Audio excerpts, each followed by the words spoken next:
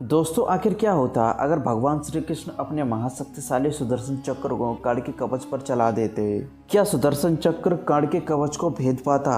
और कुछ लोगों का तो मानना ये भी है सुदर्शन चक्र बड़ी आसानी से कर्ण के कवच को भेद सकता था, और कुछ लोग तो ये भी कहते हैं कर्ण के कवच को किसी भी अस्त्र से नहीं भेदा जा सकता था। यहाँ तक कि तो भगवान श्री कृष्ण का सुदर्शन चक्र भी कर्ण के कवच को नहीं भेद सकता था। लेकिन भगवान श्री कृष्ण इस बारे में क्या सोचते थे वो आज हम आपको इस वीडियो में बताएंगे। लेकिन अगर आप इस चैनल पर नए हो तो चैनल को सब्सक्राइब करके बेल आइकन जरूर दबा देना। तो दोस्तों सूर्य देव के आशीर्वाद से कर्ण का जन्म एक दिव्य कवच और कुंडल के साथ हुआ था। और दोस्तों कर्ण का दिव्य कवच अमृत से बना हुआ था, और ऐसा भी कहा जाता है जब तक कर्ण के पास उनके दिव्य कवच और कुंडल थे उन्हें किसी भी तरीके से मारा नहीं जा सकता था। इसीलिए देवराज इंद्र ने ब्राह्मण के भेष में आकर कर्ण से उनके दिव्य कवच और कुंडल दान में मांग लिए थे, और दानवीर कर्ण ने बिना कुछ सोचे समझे अपने दिव्य कवच और कुंडल देवराज इंद्र को दान में दे दिए थे। और भगवान विष्णु का ये सुदर्शन चक्र जब भी किसी के ऊपर फेंका जाता था तो ये उसका विनाश करके ही वापस आता था। भगवान विष्णु का सुदर्शन चक्र इतना ज्यादा शक्तिशाली था कि इसकी तुलना सिर्फ महादेव के त्रिशूल से ही की जा सकती है। अगर फिर भी कर्ण के पास अपने दिव्य कवच और कुंडल होते तो सुदर्शन चक्र भी इसको भेद नहीं सकता था। ये बात स्वयं भगवान श्री कृष्ण ने महाभारत में कही है। और जब घटोत्कच की मृत्यु के बाद में सारे पांडव जब दुखी थे तब भगवान श्री कृष्ण बहुत ज्यादा खुश हो रहे थे। ये देखकर अर्जुन ने जब भगवान श्री कृष्ण से इसका कारण पूछा तो उन्होंने बताया कि इंद्र की दी गई शक्ति को कर्ण ने घटोत्कच पर नष्ट कर दिया है, इसीलिए कर्ण मारा गया है। ये तुम समझ लो। युद्ध में कार्तिकेय के समान शक्तिशाली कर्ण के सामने कोई भी युद्ध में खड़ा नहीं हो सकता था।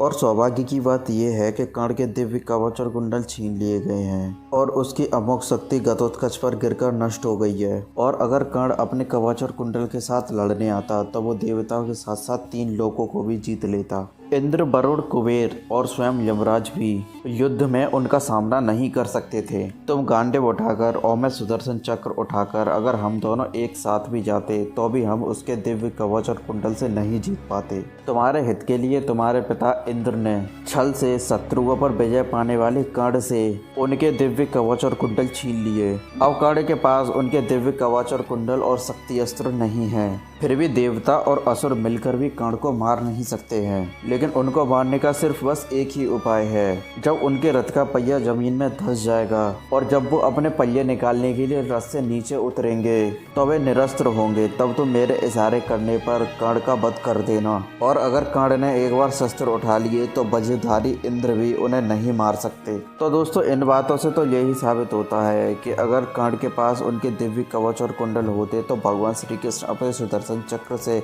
उनके कवच को नहीं भेद पाते। तो दोस्तों आप सभी के मन में एक सवाल आ रहा होगा कि भगवान श्री कृष्ण तो खुद एक परमात्मा थे, तो वो कैसे कर्ण के दिव्य कवच और कुंडल को अपने सुदर्शन चक्र से नहीं भेज सकते थे। इस बात को समझाने के लिए मैं आपको एक कहानी बताता हूँ। पौराणिक काल में जब देवता और असुर ने मिलकर समुद्र मंथन किया था तब उस समुद्र से अमृत निकला था। असुर भी इस अमृत को पीकर अमर होना चाहते थे। तब भगवान विष्णु ने एक लीला रची। तब भगवान विष्णु ने मोहिनी का रूप धारण किया और उन्होंने असुरों को अपने रूप से मोहित करके उनसे अमृत ले लिया। तब देवता इस अमृत को पी रहे थे। तब एक असुर इसे पीने के लिए देवताओं के बीच में छुप गया, और जब वो असुर अमृत पी रहा था तो भगवान विष्णु ने उसका सर अपने सुदर्शन चक्र से धड़ से अलग कर दिया था। लेकिन अमृत पीने के कारण उस असुर की मृत्यु नहीं हुई और उसका सर और धड़ आज भी जीवित है। उसके सर को राहु और धड़ को केतु कहा जाता है। इस पौराणिक कथा से ये भी साबित होता है कि जो अमृत पी लेते हैं और जो चीज़ अमृत से बनी होती है उसे सुदर्शन चक्र भी नष्ट नहीं कर सकता है। तो दोस्तों इसका मतलब यही हुआ कर्ण के दिव्य कवच और कुंडल को सुदर्शन चक्र भी नहीं भेज सकता था, क्योंकि दोस्तों कर्ण का कवच अमृत से बना हुआ था। और आपको इस बारे में क्या लगता है कमेंट करके बताइएगा। और अगर वीडियो अच्छी लगी हो तो वीडियो को लाइक करके चैनल को सब्सक्राइब जरूर कर दें।